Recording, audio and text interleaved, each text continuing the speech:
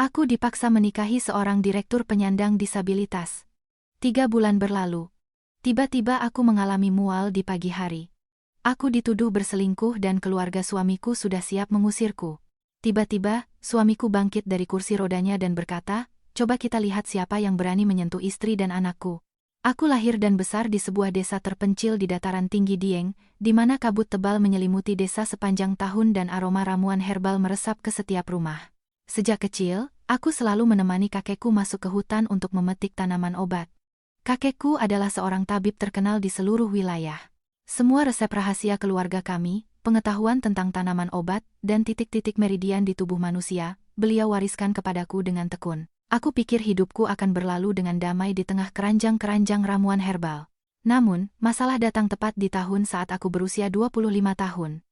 Ayahku, yang sudah lama pergi ke kota dan nyaris melupakanku, tiba-tiba mengirim mobil untuk menjemputku. Ibuku meninggal dunia saat aku masih kecil. Ayah menikah lagi dan membangun bisnis di Jakarta. Ia juga membawa serta anak dari istri barunya, yang bernama Bella. Selama bertahun-tahun, hanya beberapa kali ia mengunjungiku. Kali ini, saat kembali, ia tampak sangat lelah dan menua. Begitu masuk ke rumah, ia menggenggam tanganku erat-erat. Dengan suara memohon, ia berkata bahwa perusahaannya terjerat utang miliaran rupiah di bank dan berada di ambang kebangkrutan. Ia mengatakan hanya ada satu cara untuk menyelamatkan keluarga. Korporasi konstruksi terbesar di Jakarta setuju untuk menanamkan modal perusahaannya, memberikan jumlah yang persis dibutuhkan untuk melunasi utang. Namun, ada satu syarat. Ia harus menikahkan putrinya dengan putra bungsu mereka, Baskara. Baskara memegang posisi wakil direktur utama di korporasi tersebut, tetapi 2 tahun yang lalu, ia mengalami kecelakaan parah. Kecelakaan itu menyebabkan kedua kakinya lumpuh, membuatnya harus bergantung pada kursi roda seumur hidup. Desas-desus yang beredar bahkan menyebutkan bahwa ia juga kehilangan kemampuannya untuk memiliki keturunan. Awalnya, pernikahan ini ditujukan untuk Bella. Namun, ketika mendengar kondisi Baskara, ia membuat keributan dan menolak mentah-mentah. Dengan riasan tebal, ia berdiri bersedekap di tengah gubuk kami dan dengan nada menghina berkata, "Anjani, kau akan selamanya tinggal di pegunungan ini, kau tidak punya masa depan." Ya, dia memang lumpuh, tapi keluarganya bergelimang harta. Jadilah istrinya dan kau akan hidup nyaman. Ayah sudah putus asa. Kau, sebagai anak sulung, harus menunjukkan baktimu. Sedangkan aku masih muda, seluruh hidupku masih terbentang di depan. Aku tidak bisa mengubur masa mudaku di samping pria lumpuh. Mendengar kata-kata Bella, aku menoleh pada ayahku. Ia menghindari tatapanku, hanya menunduk dan menghela napas. Aku bertanya pada diriku sendiri, baginya, apakah aku benar-benar seorang anak atau hanya sebuah barang yang bisa ditukar untuk menyelamatkan keluarga yang sangat ia hargai itu? Namun, memikirkan statusnya sebagai ayah dan bisnis yang ia bangun seumur hidup kini berada di jurang kehancuran, aku memejamkan mata dan mengangguk. Aku setuju menandatangani surat nikah dengan imbalan 25 miliar rupiah yang akan menyelamatkan perusahaan ayahku. Pada hari pernikahan, aku tidak mengenakan gaun mewah, tidak ada juga pesta yang meriah. Hanya sebuah mobil mewah yang datang dari pihak mempelai pria dan membawaku pergi dalam diam. Barang bawaan yang kubawa ke rumah suamiku bukanlah perhiasan dan pakaian, melainkan sebuah koper kanvas besar yang penuh dengan akar-akaran, ramuan herbal, dan satu set jarum akupunktur peninggalan kakekku. Dengan koper itu, aku melangkah masuk ke gerbang sebuah mansion megah. Di jantung kawasan Menteng, aku memulai kehidupan yang benar-benar baru dan asing bagiku. Mansion keluarga Baskara besar dan terasa dingin. Pada hari pertamaku sebagai menantu, aku secara resmi bertemu dengan pria yang kini menjadi suamiku. Baskara duduk di kursi rodanya di dekat jendela. Punggungnya menyiratkan kesepian dan keterasingan. Wajahnya tampan, dengan rahang yang tegas, namun sorot matanya menunjukkan kewaspadaan yang dalam. Ia memandangi pakaian sederhanaku dan berkata dengan suara datar tanpa emosi, "Kau di sini karena 25 miliar rupiah itu. Jadi, lakukan saja tugasmu. Kita ini orang asing, jadi jangan mengharapkan perasaan atau belas kasihan apapun dariku." Aku mengangguk dalam diam. Aku memang tidak mengharapkan apa-apa dari pernikahan yang didasari kesepakatan ini. Aku diam-diam menata barang-barangku di sudut kamar dan mulai membersihkan serta mengatur ruang kami. Kusingkirkan dekorasi-dekorasi besar dan mewah untuk memberi lebih banyak ruang bagi kursi rodanya. Baskara melihat apa yang kulakukan, tetapi ia tidak berkata apa-apa, hanya berbalik kembali menghadap jendela. Menjelang malam, seorang asisten rumah tangga membawa baskom berisi air rebusan herbal untuk rendaman kaki Baskara. Ia bilang itu adalah obat fisioterapi yang diresepkan dokter agar otot-otot tuan muda tidak mengalami atrofi. Aku menunggu hingga ia pergi, lalu mendekati baskom yang masih mengepulkan uap. Indera penciumanku yang terlatih sejak kecil segera merasakan ada yang salah. Aroma daun sembung, kayu manis, dan kembang saf jelas tercium, tetapi di antaranya, ada aroma tajam, pahit, dan familiar yang tersembunyi. Kusendok ampas di dasar baskom untuk memeriksanya. Di antara dedaunan yang hancur, ada beberapa irisan akar berwarna kelabu. Dalam dosis yang tepat, akar ini memiliki efek pereda nyeri. Namun, jika digunakan secara eksternal secara teratur, ia akan menekan sistem saraf tepi, menyebabkan hilangnya sensasi secara bertahap pada bagian tubuh yang bersentuhan dengannya. Secara permanen, Baskara memperhatikan aku sedang menatap ramuan itu. Keningnya berkerut dan ia bertanya, "Apa-apaan yang kau lakukan?" Aku mengembalikan irisan akar itu ke dalam air dan menatap lurus ke matanya. Dengan jelas, aku mengucapkan setiap kata, "Ada yang salah dengan air rendaman ini. Seseorang dengan sengaja menambahkan tanaman beracun ke dalamnya agar kakimu tidak akan pernah bisa bergerak lagi." Baskara tertegun. Ia menatapku, mencoba mencari tahu apakah aku berbohong atau tidak. Selama 2 tahun terakhir, ia telah menghabiskan banyak sekali uang untuk pengobatan dan berkonsultasi dengan dokter-dokter terbaik, tetapi kondisinya tidak membaik. Dan sekarang, seorang wanita dari desa terpencil mengatakan obatnya mengandung racun. Keraguan membakarnya. Ia menyuruhku untuk tidak bicara omong kosong di rumah itu. Aku tahu ia tidak akan mudah percaya pada orang yang baru saja masuk ke dalam hidupnya. Maka, kuambil sehelai daun kering dari koperku. Kucelupkan ke dalam baskom rebusan itu dan kutunjukkan padanya. Daun yang semula berwarna hijau pucat itu langsung berubah menjadi hitam pekat saat bersentuhan dengan air yang mengandung akar beracun. Ini adalah cara kuno untuk memeriksa racun yang diajarkan kakekku.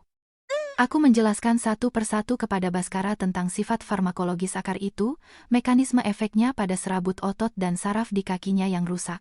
Aku menekankan bahwa jika ia terus menggunakan rendaman seperti ini selama 6 bulan lagi, seluruh bagian bawah tubuhnya akan mati rasa sepenuhnya, tidak hanya lumpuh. Baskara memegang daun yang menghitam itu, urat-urat di dahinya menonjol. Kemarahan dan perhitungan dingin seorang pengusaha membantunya mengendalikan emosinya dengan cepat. Ia bertanya apa yang kuinginkan dengan memberitahukan semua ini. Aku mendekati kursi rodanya dan berkata dengan mantap, "Aku menawarkan sebuah kesepakatan. Aku akan mengobatimu menggunakan resep rahasia keluargaku, beri aku waktu tepat 3 bulan. Jika setelah 3 bulan tidak ada tanda-tanda pemulihan di kakimu, aku sendiri yang akan pergi dari rumah ini tanpa membawa apapun sebagai imbalannya.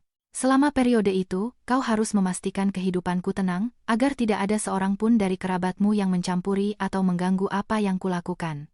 Baskara menatapku lama dalam diam, mungkin mencoba menebak apakah aku punya niat buruk atau hanya benar-benar ingin hidup damai. Akhirnya, ia mengangguk. Ia memanggil sopir pribadinya dan memerintahkannya untuk secara pribadi membeli ramuan sesuai daftar yang akan kuberikan, dan jangan pernah mempercayakannya pada asisten rumah tangga atau siapapun di rumah itu. Kesepakatan kami dimulai malam itu. Keesokan harinya, ada sarapan keluarga. Di lantai bawah, semua anggota keluarga telah berkumpul. Begitu aku menuruni tangga, aku disambut oleh tatapan-tatapan tajam. Karina, istri dari kakak laki-laki Baskara, duduk di sofa dengan kaki bersilang. Ia memandang setelan linen sederhanaku dan dengan senyum sinis berkata, "Beruntung sekali rumah ini, mendapatkan menantu yang begitu sederhana. Mungkin di desanya belum pernah lihat riasan wajah.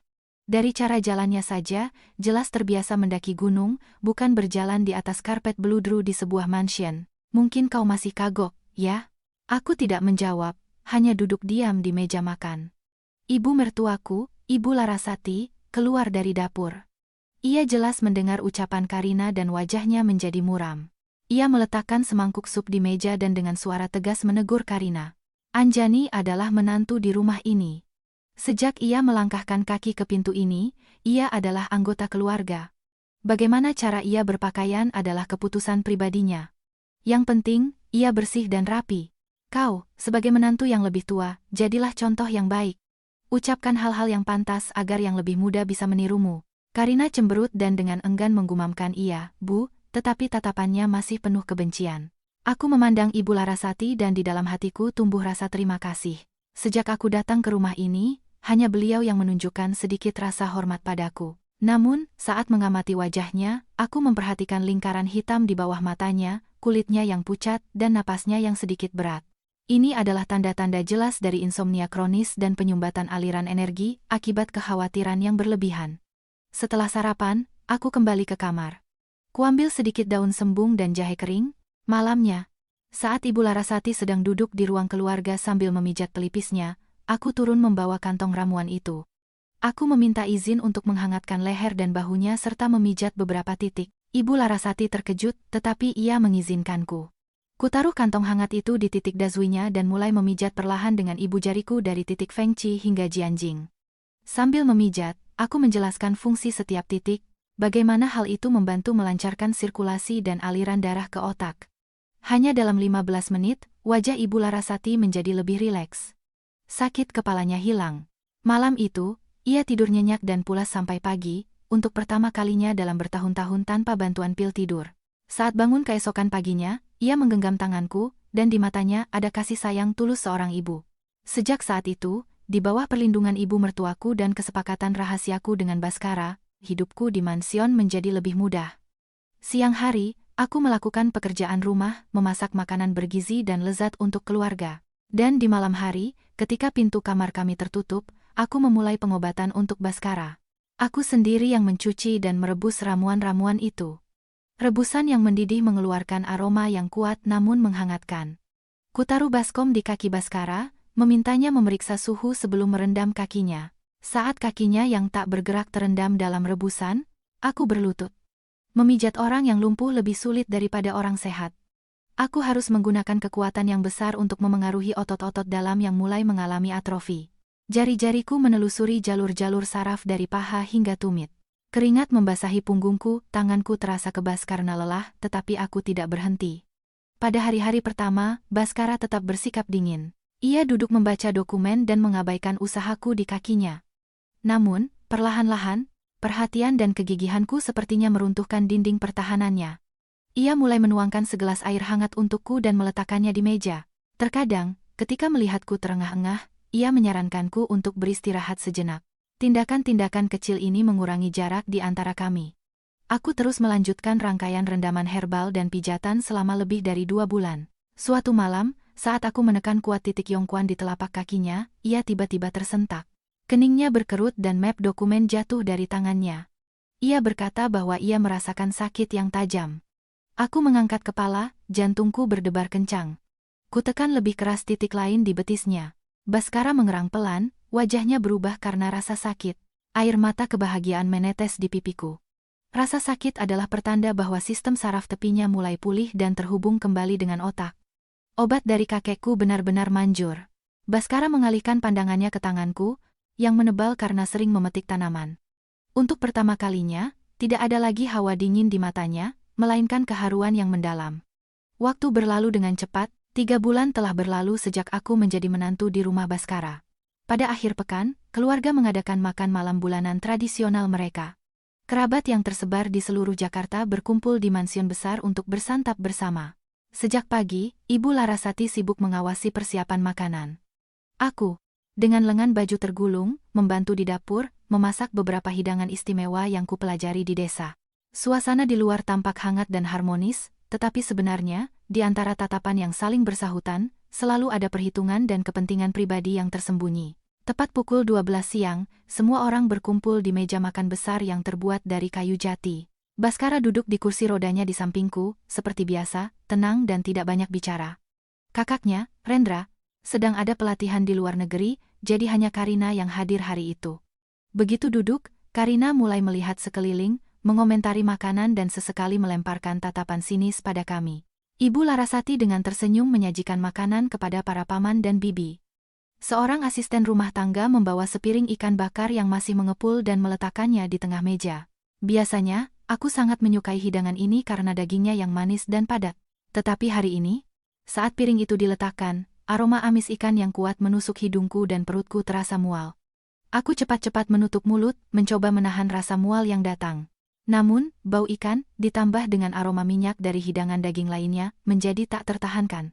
Tiba-tiba aku mendorong kursiku, meminta maaf kepada semua orang, dan berlari ke kamar mandi di lantai 2. Aku membungkuk di atas wastafel, tersiksa oleh serangan mual.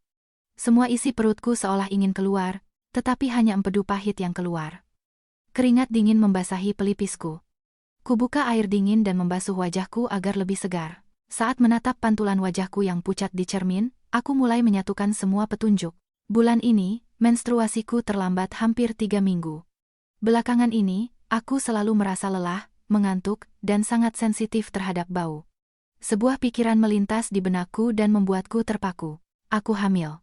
Aku teringat hari ulang tahun Baskara hampir 2 bulan yang lalu. Hari itu, ia minum cukup banyak karena rekan-rekan bisnisnya terus datang untuk memberi selamat. Aku juga dipaksa minum beberapa gelas anggur merah dan merasa sedikit pusing. Saat aku membantu Baskara ke tempat tidur, efek alkohol dan ketegangan yang lama terpendam tiba-tiba meledak. Malam itu, kami benar-benar menjadi suami istri. Aku yakin karena cedera tulang belakangnya, fungsi reproduksinya sangat terpengaruh. Aku tidak menyangka hal ini akan terjadi hanya dalam 1 malam. Dari ruang makan di luar, terdengar suara melengking Karina memecah kesunyian. Ia sengaja mengeraskan suaranya agar semua orang bisa mendengar. Lihat itu Anjani. Kita sedang duduk di meja makan malam dengan tenang, lalu tiba-tiba dia lari untuk muntah. Itu hanya berarti satu hal. Morning sickness. Sepertinya menantu kita punya kabar baik. Kata-kata Karina seperti bom yang meledak di tengah-tengah meja makan. Mata Ibu Larasati membelalak kaget, bercampur antara sukacita dan kebingungan. Bisik-bisik dimulai di meja. Semua yang hadir tahu kondisi Baskara setelah kecelakaan. Berita kehamilanku dalam situasi seperti ini adalah kejutan besar bagi seluruh keluarga. Aku keluar dari kamar mandi, menyeka mulutku dengan tisu, masih pucat. Ibu Larasati bergegas menghampiriku, memegang tanganku dan menghujaniku dengan pertanyaan. Anjani, apa yang kau rasakan? Apa kau hamil? Katakan pada ibu, nak. Aku menatapnya dengan bingung, lalu beralih ke Baskara. Ia sedang menatapku lekat-lekat, di matanya ada campuran keheranan dan pertanyaan. Di tengah tatapan penuh harap dari semua orang, aku mengangguk pelan sebagai konfirmasi. Iya. Bu, saya juga merasakan perubahan aneh di tubuh saya. Saya sudah terlambat datang bulan. Wajah Ibu Larasati bersinar karena gembira, ia segera mengucap syukur kepada Tuhan. Namun, kegembiraannya tidak berlangsung lama. Terdengar tepuk tangan sarkastis dari Karina. Ya Tuhan, sebuah keajaiban. Mas Baskara lumpuh di bagian bawah tubuhnya. Dokter bilang fungsi reproduksinya sangat terganggu, lalu tiba-tiba istrinya hamil. Ini lelucon terbaik tahun ini. Menantu Anjani, kau belum lama di rumah ini tapi sudah berhasil membuat anak di luar dan menimpakannya pada suamimu. Tuduhan keji itu seperti seember air es yang disiramkan ke kepalaku. Suasana di ruang makan tiba-tiba membeku.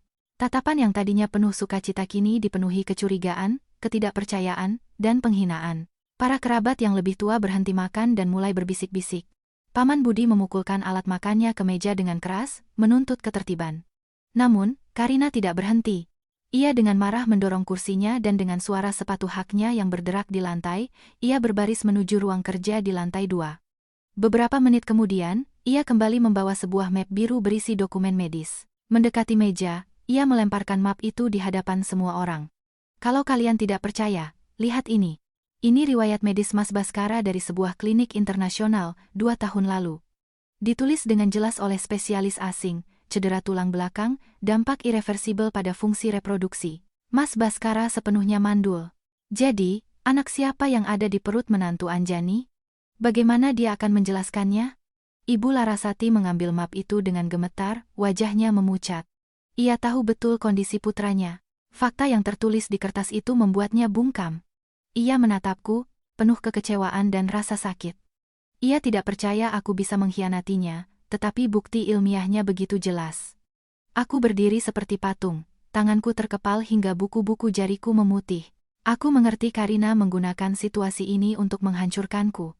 Ia melambaikan tangannya dan terus berteriak, suaranya menggema di seluruh mansion. Seorang wanita jalang, membawa anak orang lain ke rumah dan mengakuinya sebagai ahli waris, tidak pantas menjadi menantu di keluarga kita. Aku minta mama segera menelepon ayahnya dan memaksanya menjemput perempuan tidak tahu malu ini. Jangan biarkan dia menodai nama baik kita lagi. Tetapi bukan hanya pengusiranku yang diinginkan Karina. Dengan licik, ia mengalihkan kesalahan pada Baskara. Ia berdiri tegak dan mengangkat dagunya, berbicara kepada semua orang di meja tanpa menyembunyikan keinginannya untuk merebut kekuasaan. Bibi dan paman yang terhormat, dalam skandal ini, yang paling bersalah adalah Mas Baskara. Dia seorang lumpuh, tidak mau berobat, dan bahkan tidak bisa mengawasi istrinya sendiri, membiarkannya berkeliaran di luar. Seorang pria yang tidak bisa mengendalikan keluarganya sendiri dan membiarkan aib seperti ini terjadi tidak punya hak atau otoritas untuk memegang posisi wakil direktur utama korporasi. Saya menyarankan minggu depan kita mengadakan rapat dewan direksi luar biasa, mencopot Mas Baskara dari jabatannya, dan menyerahkan pengelolaan proyek selatan kepada saya dan suami saya. Hanya dengan begitu kita bisa memastikan semuanya berjalan lancar. Para kerabat mulai mengangguk setuju. Mereka sudah lama ingin mendistribusikan kembali kekuasaan di korporasi setelah kecelakaan Baskara. Sekarang, dengan alasan yang begitu kuat, mereka tentu saja mendukung Karina untuk menjatuhkannya. Aku memandang Karina. Di matanya terbaca keserakahan yang tak tersembunyikan. Semua yang ia lakukan hari ini, dari mempermalukanku hingga menunjukkan riwayat medis itu, hanya punya satu tujuan, merebut kekuasaan suamiku. Aku melangkah maju, berhadapan dengan Karina. Kuangkat kepalaku dan berkata dengan suara mantap dan tidak bergetar, "Karina, aku adalah istri yang setia di rumah ini dan tidak pernah melakukan perbuatan tercela apapun. Anak dalam kandunganku adalah darah daging Baskara. Kau menuduhku hanya berdasarkan laporan medis dari 2 tahun yang lalu, dan itu sama sekali tidak berdasar." Karina tertawa terbahak-bahak. Tawa melengking dan menghinanya menggema di ruangan. Ia menunjukku dengan jarinya yang berkuteks merah menyala. "Kau masih berani berdebat? Seorang dokter asing terkemuka sudah memberikan vonisnya. Itu tidak bisa dibantah. Bagaimana kau akan menyembunyikannya? Atau kau akan bilang pada semua orang bahwa ramuan busukmu dari hutan itu bisa menyembuhkan kemandulan?" Lucu sekali. Tepat pada saat itu, ketika ketegangan di meja makan mencapai puncaknya dan seolah akan meledak, sebuah tangan besar, hangat, dan kuat meraih dan menggenggam tanganku erat-erat. Itu Baskara. Perlahan, ia menarikku ke belakang kursi rodanya, menghadapi sendiri serangan dari keluarganya. Tangannya yang menggenggam tanganku memberiku ketenangan mutlak. Baskara tidak menunjukkan keterkejutan atau kemarahan di hadapan tuduhan tajam Karina. Ia memandang seluruh meja. Mata dinginnya menyapu setiap wajah yang haus akan drama, dan akhirnya berhenti pada wajah sombong kakak iparnya. Ia berbicara dengan suara dah. "Aku suaminya, dan aku yang paling tahu itu anak siapa. Kalian tidak perlu menebak-nebak, dan terutama bukan kau yang berhak menghakimi kepribadian istriku. Riwayat medis yang kau pegang itu adalah hasil dari 2 tahun lalu. Dalam 2 tahun itu, terutama dalam beberapa bulan terakhir, bagaimana tubuhku berubah dan pulih. Aku yang paling tahu.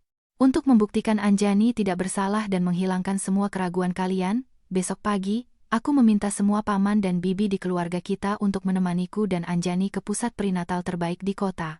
Kita akan melakukan pemeriksaan lengkap di hadapan semua orang." Baskara berhenti sejenak. Ia menatap lekat Karina, dan suaranya menjadi lebih keras, membawa ancaman tak terbantahkan dari seseorang yang berkuasa. "Tetapi, aku punya syarat. Jika besok hasil pemeriksaan membuktikan bahwa anak di dalam kandungan Anjani bukan anakku, aku akan secara sukarela mengundurkan diri sebagai wakil direktur utama. Aku akan menyerahkan seluruh pengelolaan proyek selatan kepada Rendra, dan aku akan menandatangani surat cerai serta membiarkan Anjani pergi saat itu juga." Mendengar kemungkinan mendapatkan kendali atas proyek selatan yang besar, mata Karina berbinar karena keserakahan. Ia yakin akan kemenangannya dan tanpa ragu menjawab, "Mas, pegang kata-katamu, paman dan bibi menjadi saksinya. Jangan menarik ucapanmu." Baskara menyeringai. Di matanya ada kilatan kepercayaan diri. "Aku belum selesai. Jika besok hasil USG dan tes membuktikan bahwa anak itu adalah anakku, dan tubuhku sepenuhnya mampu memiliki keturunan, maka kau, Karina, yang akan bertanggung jawab atas fitnah dan pencemaran nama baik keluarga kita hari ini. Sebagai hukumannya, keluargamu harus segera menyerahkan seluruh pengelolaan jaringan hotel resort di Bali kepadaku. Selain itu, kau harus meminta maaf secara terbuka kepada Anjani di hadapan seluruh keluarga dan pergi dari mansion ini. Apakah kau menerima taruhannya?" Karina sedikit ragu melihat kepercayaan diri Baskara. Tetapi ketika ia melihat riwayat medis lama di meja, ia kembali yakin. Ia berpikir mustahil seorang lumpuh bisa secara ajaib memulihkan fungsi reproduksinya. Ia meletakkan tangannya di meja dan berkata dengan keras, "Baik, aku setuju.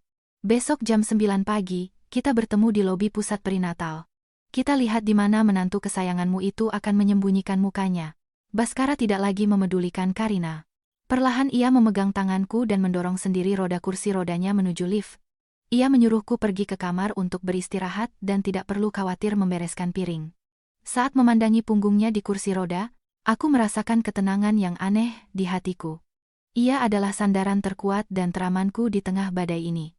Tepat pukul 9 pagi keesokan harinya, lobi sayap elit rumah sakit dipenuhi oleh kerabat Baskara. Semua paman, bibi, dan sepupu hadir untuk menyaksikan taruhan bersejarah ini. Karina, dengan riasan tebal dan gaun merah mencolok seolah datang ke sebuah pesta, berjalan mondar-mandir dengan angkuh. Ia terus berbisik-bisik dengan para bibi, dan setiap katanya menyudutkanku. Kita lihat saja nanti kalau kebenarannya terungkap, bagaimana dia masih bisa berhadapan dengan siapapun. Perempuan kampung miskin, bisa menikah dengan orang kaya tapi tidak tahu diri, malah membawa anak orang lain. Kasihan sekali keluarga kita, membawa sial ke rumah. Aku duduk tegak di bangku di samping kursi roda Baskara, berpura-pura tidak mendengar kata-kata menyakitkan itu. Tangan Baskara masih berada di atas tanganku, sesekali menepuknya dengan lembut, memberiku kehangatan dan kepercayaan diri. Beberapa saat kemudian, seorang perawat memanggilku ke ruang USG. Ibu Larasati dan Karina masuk bersamaku untuk menyaksikan secara langsung. Baskara tetap di luar bersama para pria keluarga. Seorang dokter ginekolog senior mengoleskan gel dingin ke perutku dan mulai menggerakkan probe perlahan di bagian bawahnya. Gambar di layar hitam putih tampak jelas. Dokter menunjuk ke sebuah titik kecil yang terus berkedip di layar dan berkata dengan suara profesional, "Selamat kepada keluarga. Janinnya tumbuh dengan baik dan berada di posisi yang tepat. Ukuran kantung kehamilan dan panjang embrio sesuai dengan usia kehamilan. Detak jantungnya sudah ada dan sangat kuat." Mendengar kesimpulan dokter, aku bisa bernapas lega. Air mata kebahagiaan menetes di pipiku. Ibu Larasati mendekati layar dan dengan tangan gemetar, menyentuh gambar cucunya di monitor. Tetapi Karina tidak peduli pada kehidupan kecil itu. Ia bersedekap dan dengan sinis mencibir. "Hamil, ya memang benar. Tapi pertanyaan utamanya, anak siapa? Aku tetap yakin itu bukan anak Mas Baskara. Dia tidak mungkin bisa. Mama jangan buru-buru senang, nanti malah mengasuh cucu orang lain. Memalukan." Ibu Larasati berbalik dengan marah dan mendesis pada Karina di dalam ruangan. "Diam kau. Kita di rumah sakit. Jaga bicaramu. Jangan mempermalukan keluarga di depan orang lain." Karina mendengus dan keluar ke lobi, mengumumkan dengan keras kepada kerabat yang menunggu, "Semuanya benar, dia hamil 6 minggu. Sekarang kita hanya perlu membuktikan Mas Baskara mandul, dan semuanya akan jelas. Aku menuntut Mas Baskara segera melakukan tes sperma. Jangan menghindar." Para kerabat yang lebih tua mulai menuntut Baskara untuk diperiksa guna mengetahui kondisi sebenarnya. Mereka percaya hanya hasil tes khusus yang bisa menjadi bukti kuat atas kesalahanku. Tekanan tak terlihat membebani pundakku. Meskipun aku yakin anak yang kukandung adalah anak Baskara, aku tidak tahu sejauh mana kesehatannya telah pulih agar hasilnya sesuai dengan standar medis modern. Meskipun mendapat tekanan dari semua pihak, Baskara tetap tenang. Ia mendekati meja pendaftaran dengan kursi rodanya, tetapi ia tidak mendaftar untuk tes baru seperti yang diminta semua orang. Dengan tenang, ia berbicara kepada perawat, memintanya untuk menelepon Dr. Rizal, kepala Departemen Andrologi, dan dokternya selama 2 tahun terakhir, melalui telepon internal. Sekitar 5 menit kemudian, Dr. Rizal bergegas keluar dari kantornya menuju lobi. Ia memegang sebuah map dokumen dengan stempel merah rumah sakit. Melihat kerumunan itu, ia tersenyum dan mengangguk sebagai sapaan. Baskara menunjuk map di tangan dokter dan berkata dengan lantang, "Dr. Rizal, tolong bacakan untuk semua yang hadir di sini hasil pemeriksaan umum dan tes khusus saya yang dilakukan 2 minggu lalu." Mendengar itu, Karina melompat dan tertawa. "Pintar sekali rencanamu, Mas. Kau sudah tes duluan untuk menyiapkan skenario." "Dokter, bacakan dengan keras dan jelas. Kami perlu tahu separah apa kondisinya." Dr. Rizal membuka map itu, wajahnya serius. Ia berdeham dan membaca dengan suara lantang agar semua orang bisa mendengar. "Atas permintaan pasien, Bapak Baskara Prawiro, kami telah melakukan pemeriksaan lengkap terhadap semua fungsi tubuhnya pada pertengahan bulan lalu. Berdasarkan data klinis dan laboratorium, dengan gembira saya informasikan kepada keluarga sebuah berita yang sangat baik. Sinyal sistem saraf tepi Bapak Prawiro membaik dengan sangat cepat. Atrofi otot telah berhenti dan refleks mulai muncul di kakinya. Yang paling penting, cedera tulang belakang sebelumnya tidak menyebabkan kerusakan permanen pada fungsi reproduksinya. Meskipun masih perlu waktu untuk pemulihan total, kualitas spermanya saat ini sepenuhnya memenuhi standar untuk pembuahan alami. Janin di dalam rahim Ibu Anjani adalah 100% darah daging Bapak Baskara Prawiro." Kata-kata Dr. Rizal seperti guntur yang menggelegar di lobi rumah sakit. Semua orang terdiam, terpana karena takjub. Lobi yang tadinya riuh menjadi begitu hening hingga kau bisa mendengar langkah kaki perawat yang lewat. Aku menutup mulutku, air mata tumpah karena emosi yang campur aduk. Aku tahu rendaman herbal dan akupunkturku efektif, tetapi aku tidak menyangka pemulihan Baskara akan secepat dan sehebat ini. Ibu Larasati menangis. Ia mendekat, memeluk Baskara, lalu memeluk bahuku dengan erat. Tuhan mendengar kita, para leluhur menolong kita, anakku sembuh, kita akan punya cucu, Anjani. Seketika, nada bicara para paman dan bibi berubah. Mereka mengerubungi Baskara dengan ucapan selamat dan mulai memujiku, mengatakan bahwa aku adalah jimat keberuntungan keluarga, membawa rezeki sejak masuk ke rumah, dan mengusir penyakit serta kemalangan. Hanya Karina yang berdiri membatu, wajahnya pucat pasi, bibirnya bergetar dan ia tidak bisa berkata-kata. Ia menggelengkan kepala dengan putus asa, mencoba membantah. Tidak mungkin. Pasti ada kesalahan di laboratorium, atau Mas Baskara bersekongkol dengan dokter untuk memalsukan dokumen demi menutupi istrinya. Dia terbaring di kursi roda selama 2 tahun, bagaimana bisa tiba-tiba sembuh? Ini benar-benar gila.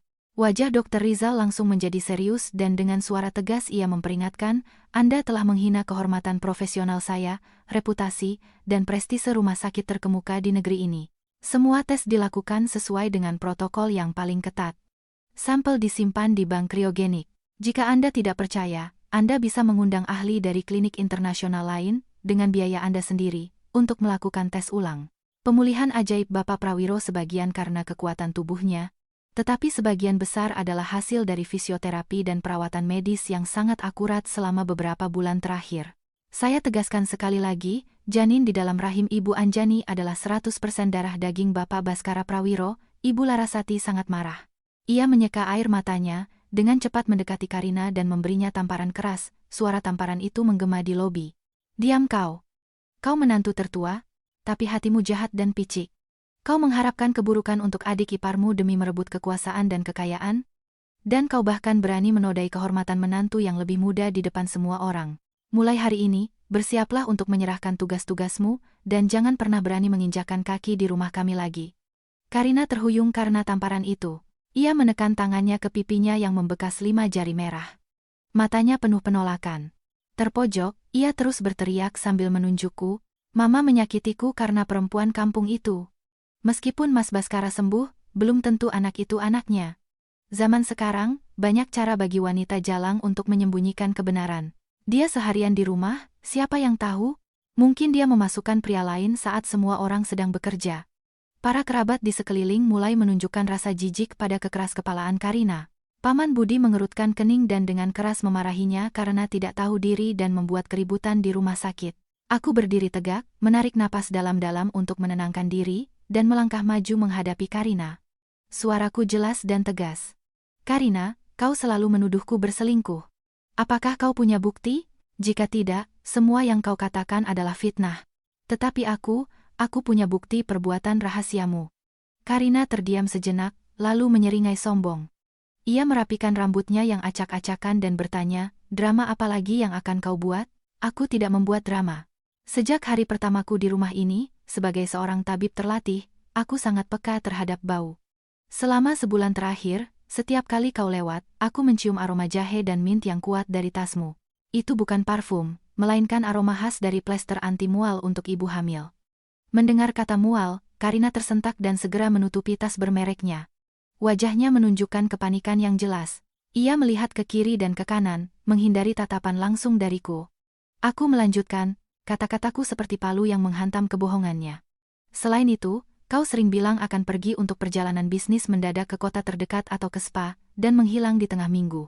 Tapi kau tidak membawa koper bisnis, dan setiap kali kembali, kau tampak lelah dan gerakanmu sangat hati-hati, tidak santai seperti setelah dari spa. Aku menyatukan semua tanda itu dan aku katakan, bukan hanya aku yang hamil, tetapi kau juga. Bisik-bisik kembali bergemuruh di lobi. Ibu Larasati tiba-tiba berbalik ke arah Karina, dan menatapnya dari ujung kepala hingga ujung kaki dengan tatapan tajam. Karina tergagap, mencoba membantah, omong kosong apa yang kau katakan? Kalaupun aku hamil, apa hubungannya denganmu? Seorang wanita bersuami hamil itu normal. Kau mencoba mengalihkan pembicaraan? Aku tersenyum tenang dan langsung menjawab, kehamilanmu tentu saja kabar gembira bagi keluarga. Tapi masalahnya, suamimu, Rendra, sudah tepat 4 bulan berada di luar negeri untuk pelatihan dan belum kembali. Bagaimana kau akan menjelaskan janin yang tumbuh di perutmu? Pertanyaanku itu benar-benar meruntuhkan selubung keangkuhan Karina. Kakinya gemetar dan ia tidak bisa lagi berdiri dengan benar, bersandar pada kursi plastik di belakangnya. Bisikan para kerabat kini sepenuhnya terfokus padanya. Kebenaran yang tiba-tiba terungkap membuatnya bungkam. Tepat pada saat itu, ketika Karina benar-benar bingung, dari ujung lobi terdengar suara rendah dan penuh amarah. "Jawab, Karina. Anak siapa yang ada di perutmu itu?" Semua orang terkejut dan menoleh. Yang berbicara adalah Rendra, kakak laki-laki Baskara dan suami Karina. Ia mengenakan mantel kusut dan membawa sebuah koper kecil. Wajahnya menunjukkan kelelahan dari perjalanan panjang dan kemarahan yang luar biasa. Melihat kemunculan tiba-tiba suaminya, Karina menjatuhkan tasnya dan terpaku, mulutnya menganga ketakutan. "Rendra, kenapa kau di sini? Bukankah seharusnya kau kembali bulan depan?" Rendra melangkah lebar-lebar ke arahnya, matanya memerah. Baskara, yang duduk di kursi rodanya, dengan tenang menjelaskan situasinya. Ia mengatakan bahwa ketika ia menerima laporan tentang perselingkuhan Karina seminggu yang lalu, ia ingin menyelesaikannya secara internal dan diam-diam membelikan Rendra tiket pulang. Skandal di rumah sakit hari ini dipicu oleh Karina yang sudah melewati batas, jadi ia memerintahkan asistennya untuk menjemput Rendra di bandara dan membawanya langsung ke sini. Baskara menoleh pada Rendra dan mengangguk pada asisten di sebelahnya. "Berikan tabletnya." Asisten itu dengan cepat mendekat, membuka perangkat, dan menyerahkannya kepada Rendra. Di layar, ada serangkaian foto yang jelas, diambil oleh kamera tersembunyi. Rendra mengambil tablet itu, tangannya gemetar saat melihat foto-foto itu. Dalam foto, Karina, mengenakan pakaian seronok, sedang berpelukan dengan seseorang pria muda, berotot di luar sebuah hotel mewah, di luar kota. Bahkan ada foto di mana mereka berciuman mesra di tempat parkir. Baskara dengan datar menceritakan seluruh kisahnya. "Awalnya, aku menyewa seorang detektif untuk menyelidiki kasus rendaman beracun. Semua bukti mengarah pada Karina. Dia menyuap asisten rumah tangga untuk diam-diam menambahkan akar beracun ke obatku, berharap aku lumpuh total. Saat mengikutinya untuk mengumpulkan bukti kasus peracunan, detektif itu secara tidak sengaja juga memotret adegan menjijikan ini. Aku ingin menunggumu kembali untuk menyelesaikan semuanya secara pribadi. Tapi hari ini, dia melewati semua batas, memfitnah Anjani di depan semua orang, jadi aku terpaksa mengeluarkan seluruh kebenaran." Rendra menggeretakkan giginya. Rasa malu seorang pria yang dikhianati di depan seluruh keluarga menghilangkan sisa kewarasannya. Ia meninju gambar selingkuhan di tablet, lalu berbalik ke arah Karina. Tanpa sepatah kata pun, ia menampar istrinya 2 kali. "Kau wanita jalang. Aku bekerja keras di luar negeri, mencari uang untuk masa depan kita, dan kau di rumah, dengan uangku, malah memelihara selingkuhan muda dan berani-beraninya membawa anak haram ke rumah. Pergi dari hadapanku." Karina jatuh tersungkur di lantai rumah sakit, rambutnya acak-acakan. Ia menangis, memeluk kaki Rendra, memohon ampun, menyalahkan semuanya pada kesepian dan kelemahan sesaat. Rumah sakit menjadi kacau. Dokter dan perawat keluar untuk menenangkan keluarga dan meminta mereka untuk tenang agar tidak mengganggu pasien lain. Paman Budi menghela napas dalam-dalam dan memerintahkan semua orang untuk pergi ke mansion guna menyelesaikan semuanya di balik pintu tertutup dan tidak menyebarkan aib lebih jauh. Rombongan mobil keluarga Baskara meninggalkan rumah sakit. Suasana di dalam mobil terasa menyesakkan. Setibanya di mansion, semua orang berkumpul di ruang keluarga yang besar. Ibu Larasati duduk di sofa tengah, lelah namun dengan tatapan tajam. Rendra duduk di sudut, menutupi wajahnya dengan tangan. Karina berlutut di tengah ruangan, pakaiannya kusut, riasannya luntur bercampur air mata dan keringat, tampak menyedihkan. Pembicaraan keluarga selesai dengan cepat. Di hadapan bukti yang tak terbantahkan, Rendra menuntut cerai segera. Para kerabat yang lebih tua dengan suara bulat memutuskan untuk mengusir Karina dari rumah, tidak diizinkan membawa properti keluarga apapun. Selain itu, Baskara menunjukkan satu map dokumen lagi yang dikumpulkan oleh detektif. Ternyata selama kepergian Rendra, Karina menggunakan posisinya, memalsukan laporan, dan menggelapkan sejumlah besar uang dari kas jaringan hotel. Terpojok, kehilangan keluarga dan reputasi, serta diambang tuntutan pidana, Karina akhirnya kehilangan akal sehatnya.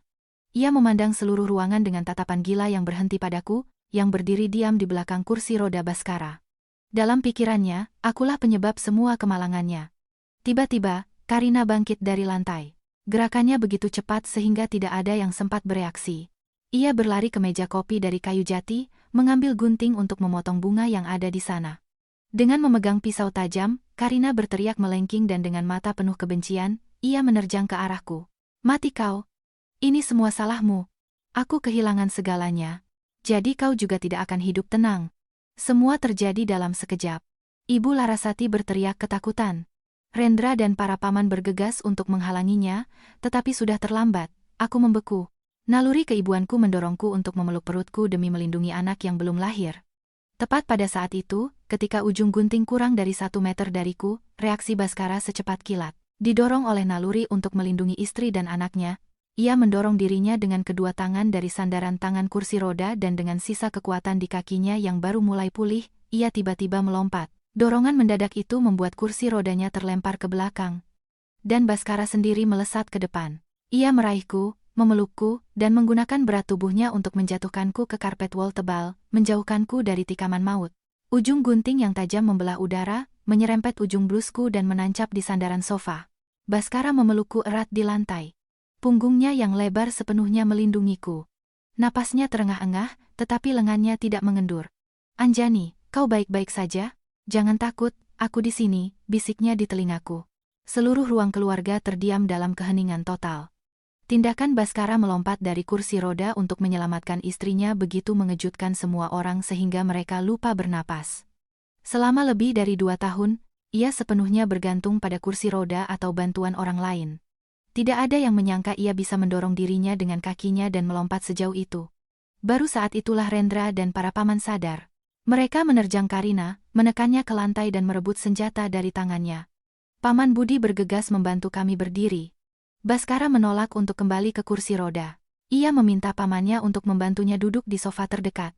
Meskipun keringat membasahi dahinya dan kakinya masih gemetar karena kelelahan, karismanya yang berwibawa muncul kembali sebagai wakil direktur utama yang dulu disegani di seluruh dunia bisnis. Baskara dengan hati-hati memeriksaku untuk memastikan aku tidak terluka.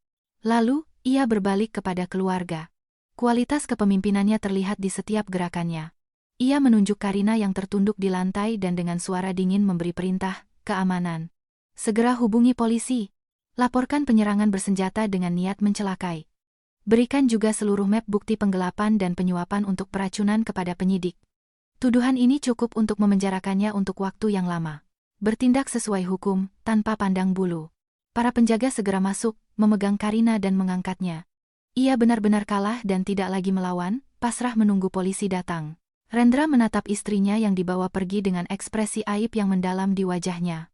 Ia tahu karier dan reputasinya di keluarga telah hancur total oleh Karina. Baskara meletakkan tangannya di bahu kakak laki-lakinya dan berkata dengan suara tegas namun adil, "Rendra, atas apa yang terjadi dengan istrimu, kau juga ikut bersalah. Sebagai seorang suami, kau gagal mengawasinya. Kau membiarkannya melanggar aturan keluarga dan mencuri uang perusahaan. Kau juga harus bertanggung jawab. Minggu depan, HRD akan mengeluarkan surat mutasimu sebagai direktur cabang di Sulawesi. Kau butuh waktu untuk memulihkan keterampilan manajerialmu dan merenungkan apa yang telah terjadi." Rendra tidak berani menentang. Ia hanya menunduk, menerima hukumannya. Setelah menyelesaikan urusan internal, Baskara beralih kepada kerabat yang lebih tua dengan hormat namun tegas. Ia mengumumkan bahwa mulai besok ia akan secara resmi kembali bekerja di kantor pusat korporasi dan secara pribadi akan memimpin semua proyek besar yang tertunda. Semua kerabat mengangguk setuju. Tidak ada yang cukup bodoh untuk berdebat dengan seorang pemimpin yang cerdas dan tegas yang memegang bukti kesalahan masing-masing. Krisis keluarga berakhir. Posisi suamiku dan diriku telah kokoh. Berita tentang pemulihan cepat Baskara dan kembalinya ia secara resmi ke jajaran manajemen korporasi dengan cepat menyebar di kalangan bisnis Jakarta. Saham perusahaan melonjak dan terus naik selama beberapa sesi perdagangan berturut-turut. Di rumah, suasana yang suram dan menyesakan digantikan oleh kegembiraan dan semangat. Ibu Larasati sibuk sepanjang hari, mengawasi persiapan makanan bergizi untukku. Meskipun Baskara sudah bisa berdiri sendiri, ia masih membutuhkan waktu untuk pemulihan kekuatan otot sepenuhnya. Setiap hari, setelah bekerja keras di perusahaan, ia pulang dan dengan sabar merendam kakinya di baskom rebusan herbal dari Dieng yang kusiapkan. Saat aku memijatnya, ia sering memegang tanganku dan dengan lembut mengelus kapalan di ujung jariku dengan tatapan penuh terima kasih. Suatu Sabtu pagi, seorang tamu istimewa datang ke mansion. Profesor Wibowo, mantan kepala tabib di Institut Pusat Pengobatan Tradisional, seorang spesialis terkemuka dengan otoritas besar di kalangan medis. Profesor sudah lama menjadi teman keluarga Baskara. Dan sekarang, setelah mendengar pemulihan ajaib Baskara dari cedera tulang belakang, ia datang secara pribadi untuk memeriksa kondisinya. Profesor Wibowo adalah seorang pria berusia di atas 70 tahun, dengan rambut dan janggut putih, tetapi masih tegap dengan mata yang sangat tajam. Ia dengan hati-hati memeriksa denyut nadi Baskara, menguji refleks di titik-titik kakinya. Setelah pemeriksaan mendetail, ia mengangguk puas dengan senyum lebar di wajahnya. Denyut nadinya stabil, sirkulasi darahnya sangat baik. Pemulihan saraf tepinya luar biasa. Baskara, kau benar-benar memiliki malaikat pelindung untuk bisa melewati ini. Fakta bahwa kau bisa berjalan sendiri adalah keajaiban yang sangat langka dalam praktik medis. Baskara tersenyum rendah hati dan menunjukku yang sedang menyeduh teh di sudut. Profesor, keajaiban ini sepenuhnya berkat istri saya. Dia dengan sabar merawat saya menggunakan resep keluarganya dan akupunktur selama berbulan-bulan ini. Jika bukan karena Anjani, saya mungkin akan duduk di kursi roda selamanya. Profesor Wibowo menoleh padaku dengan terkejut. Ia menatapku dari ujung kepala hingga ujung kaki dengan tatapan yang sangat baik. Ia memanggilku dan bertanya dengan lembut, "Nak, dari siapa kau belajar mengobati?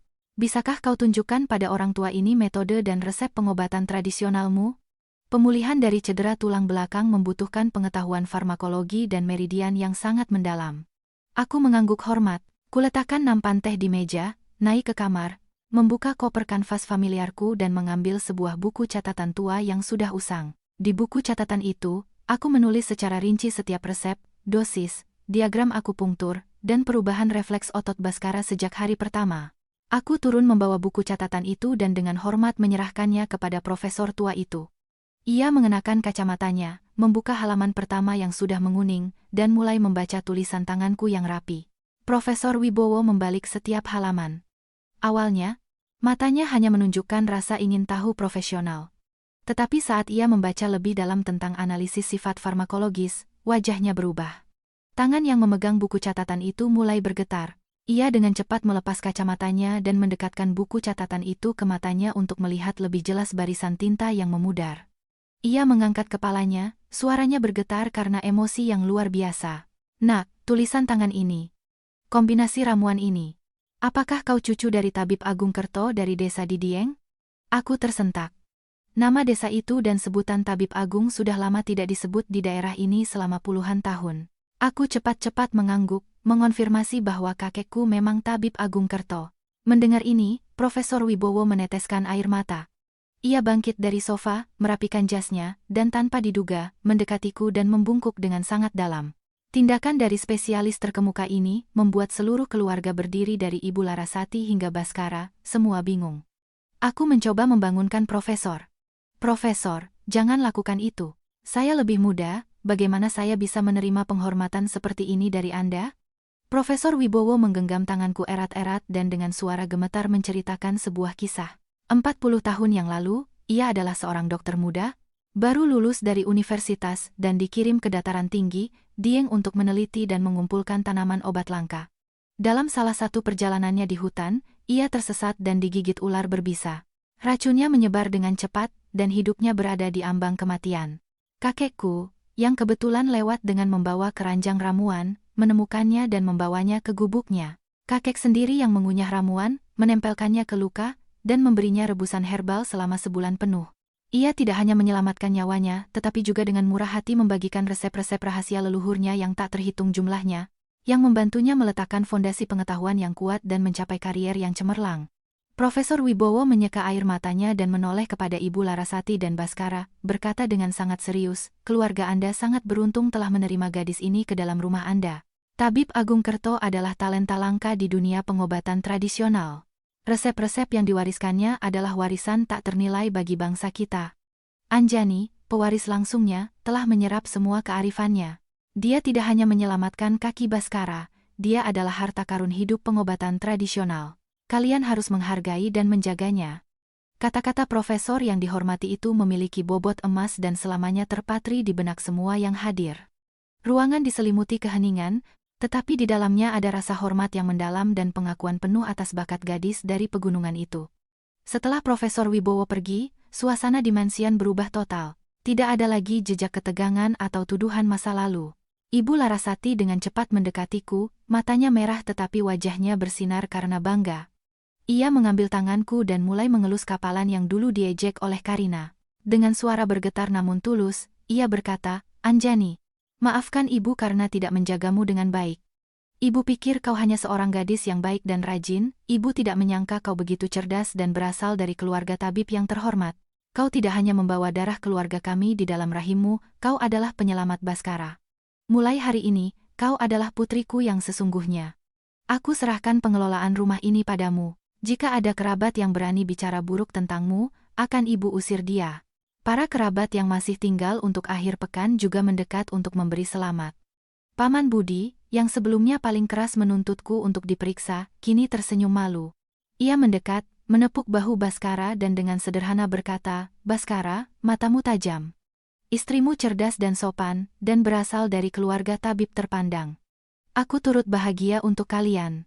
Dulu aku termakan gosip Karina, jadi punya pendapat yang salah. Anjani, maafkan orang tua bodoh ini." Aku tersenyum hormat dan menjawab bahwa dalam keluarga, tidak perlu menyimpan dendam masa lalu. Sejak hari itu, statusku di keluarga suamiku berubah total. Aku tidak lagi dianggap sebagai wanita yang dijual untuk utang ayahnya. Tidak ada lagi yang berani berbisik tentang asal-usulku dari desa. Semua orang menghormatiku karena bakat sejatiku dan hatiku yang tulus sebagai seorang tabib. Malamnya, saat kami tinggal berdua di kamar, Baskara memelukku dengan lembut dari belakang. Kakinya sudah bisa merasakan dan ia mampu berdiri selama beberapa menit dengan bantuan tongkat. Ia meletakkan dagunya di bahuku dan membisikkan kata-kata terhangat di telingaku, "Terima kasih telah datang ke dalam hidupku yang kelam. Terima kasih atas kesabaranmu pada seorang pria lumpuh yang pemarah sepertiku. Profesor Wibowo benar, kau adalah harta tak ternilai yang dikirimkan surga untukku. Aku berjanji, seumur hidupku, aku akan melindungi dan mencintaimu serta anak-anak kita." Aku bersandar di dadanya, mendengarkan detak jantung kuat pria yang kupercayakan hidupku padanya. Badai dalam keluarga benar-benar telah berlalu, digantikan oleh pengertian dan cinta yang tulus. Kembalinya Baskara yang sukses ke dunia bisnis membuat heboh industri properti di Jakarta. Perusahaan keluarganya tidak hanya melewati krisis internal tetapi juga memenangkan tender untuk beberapa proyek resor besar. Nilai saham mereka meroket. Kabar baik ini juga sampai ke keluargaku sendiri. Suatu hari libur, saat aku sedang asyik memotong mawar di taman, asisten rumah tangga berlari dan mengatakan bahwa ibu tiriku dan Bella datang. Keningku berkerut, firasatku buruk, tetapi aku mengangguk dan menyuruh mereka masuk ke ruang tamu. Baskara, yang sedang duduk di sofa membaca koran, mengangkat kepalanya dan wajahnya langsung mengeras. Ibu tiriku dan Bella masuk dengan senyum palsu. Ibu tiri membawa sekeranjang besar buah-buahan impor dan begitu melihatku langsung menghambur, memegang tanganku dan menghujaniku dengan pertanyaan seolah kami adalah teman akrab sejak kecil. Bella, yang mengenakan gaun ketat dengan belahan tinggi dan riasan mencolok, berjalan dengan jenit mendekati Baskara. Suaranya semanis madu. "Baskara, aku senang sekali kau sudah sembuh. Waktu tahu kecelakaanmu, aku menangis setiap malam. Aku sebenarnya ingin menikah denganmu untuk merawatmu, tapi Kak Anjani memaksa untuk menggantikanku, jadi aku harus mengalah. Sekarang melihatmu bisa berdiri dan begitu gagah, aku sangat bahagia. Kebohongan tak tahu malu ini membuatku mual." Baskara menyeringai dan bahkan tidak menawarinya duduk. Ia melipat korannya, melemparkannya ke meja kaca, dan berkata dengan nada dingin, "Apa ingatanmu buruk, Bella, atau kau sengaja berpura-pura? 2 tahun lalu, kau sendiri yang menyebutku pria lumpuh tak berguna di tengah gubuk kalian. Seluruh Jakarta tahu bagaimana keluarga kalian memaksa Anjani menikah demi uang. Apa tujuan kalian membawa keranjang ini hari ini? Bicaralah terus terang, aku tidak punya waktu untuk drama kalian." Karena penolakan langsung itu, ibu tiri menjadi malu, tetapi ia segera memasang ekspresi sedih dan mulai berakting sebagai korban. Ia mulai mengeluh bahwa perusahaan ayahku kembali bermasalah dengan hukum, arus kas macet, dan bank kembali menagih utang. Ia meminta Baskara, demi menghormati hubungan kekerabatan, untuk menunda pembayaran 25 miliar rupiah selama beberapa tahun lagi, atau lebih baik lagi, melupakan utang itu karena sekarang mereka sudah satu keluarga. Bella, melihat Baskara tidak tergerak, memutuskan untuk mengadu domba kami. Ia menatapku sinis dan membungkuk ke bahu Baskara, berbisik namun cukup keras agar semua orang mendengar, "Baskara, jangan biarkan wajah malaikat Anjani menipumu. Dia punya kekasih di desa, cinta pertamanya, namanya Kiko. Mereka pernah bersumpah cinta abadi, bahkan mencoba kawin lari. Dia menikahimu hanya karena hartamu. Kau terlalu mempercayainya, lihat saja, Jangan-jangan kau mengasuh anak orang lain. Fitnah keji ini meluapkan kesabaranku. Tanpa berkata-kata, aku mendekati meja, mengambil ponselku, membuka folder tersembunyi, dan memutar rekaman audio yang kusimpan dengan hati-hati sejak hari itu di desa. Suara melengking Bella menggema di ruang tamu, setiap katanya terdengar jelas. Aku masih muda, seluruh hidupku masih terbentang di depan. Aku tidak bisa mengubur masa mudaku di samping pria lumpuh. Ya, dia memang lumpuh, tapi keluarganya bergelimang harta, jadilah istrinya dan kau akan hidup nyaman. Ayah sudah putus asa. Kau, sebagai anak sulung, harus menunjukkan baktimu. Rekaman ini benar-benar menghancurkan drama mereka. Wajah Bella menjadi pucat pasi. Bibirnya bergetar dan ia tidak bisa berkata-kata untuk membela diri. Baskara berdiri. Posturnya yang tinggi dan auranya yang kuat terasa menekan.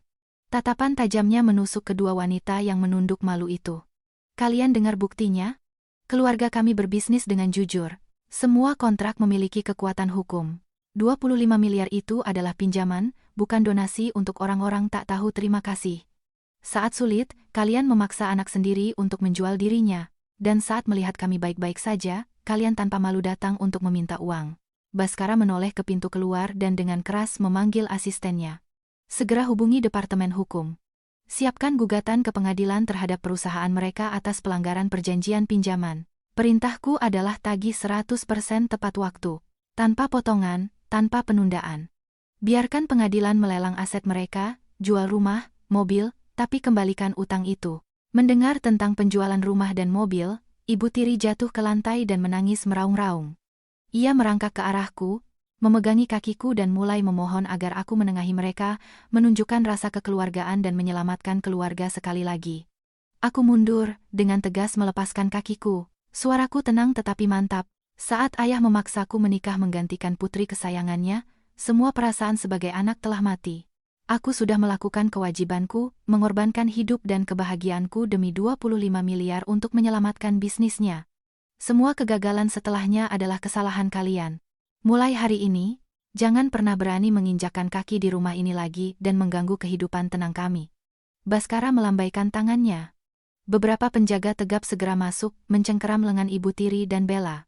Meskipun mereka berteriak dan memohon, gerbang besi yang berat tertutup, secara permanen memutus semua hubungan dengan orang-orang jahat itu. Baskara memeluk pinggangku, dengan lembut mengelus rambutku dan berkata, mulai hari ini, satu-satunya keluargaku adalah kau dan calon anak kita. 9 bulan kehamilan berlalu dalam kedamaian dan kebahagiaan. Baskara menepati janjinya. Ia mengatur jadwal kerjanya, menyiapkan sistem manajemen jarak jauh, dan mendelegasikan sebagian proyek kepada direktur junior. Sebagian besar waktu, ia bekerja dari rumah untuk merawatku secara pribadi. Ia membeli banyak buku tentang nutrisi ibu hamil, memasak sendiri makanan sehat, dan setiap malam memijat kakiku untuk mencegah pembengkakan. Perhatian dan kasih sayangnya membuatku menjadi wanita paling bahagia di dunia. Dan hari yang ditunggu-tunggu pun tiba. Suatu pagi di akhir musim kemarau yang cerah, aku mulai merasakan kontraksi. Persalinan berjalan lancar dengan bantuan dokter-dokter terbaik di sebuah klinik internasional. Aku melahirkan sepasang anak kembar yang cantik, seorang laki-laki yang sangat mirip dengan Baskara dan seorang perempuan menawan dengan fitur wajah yang halus. Seluruh keluarga berada di puncak kebahagiaan. Ibu Larasati menggendong cucu-cucunya, menunjukkannya kepada semua orang di rumah sakit, tanpa lelah. Ketika si kembar berusia 1 tahun dan mulai berjalan, Baskara memutuskan untuk menyelenggarakan sebuah acara yang sudah lama ia rencanakan secara rahasia, sebuah pernikahan yang sesungguhnya. Untuk menebus hari memalukan ketika aku masuk ke rumahnya hanya dengan sebuah koper.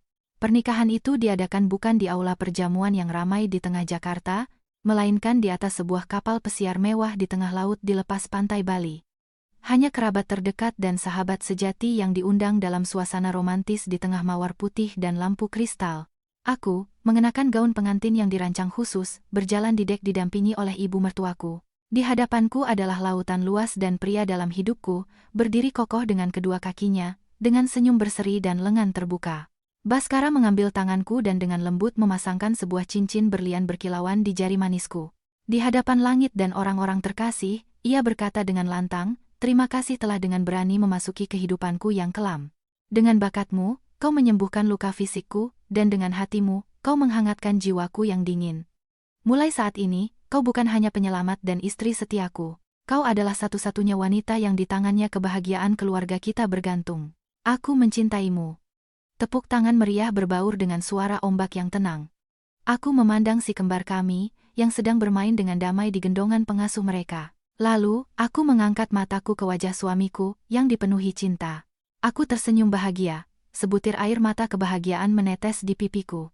Kehidupan seorang gadis dari dataran tinggi Dieng, yang dulu dipaksa menikah demi uang tampaknya telah menemui jalan buntu. Namun, pada kenyataannya, kehidupan itu justru mekar dan membuka sebuah babak baru yang paling bahagia dan lengkap.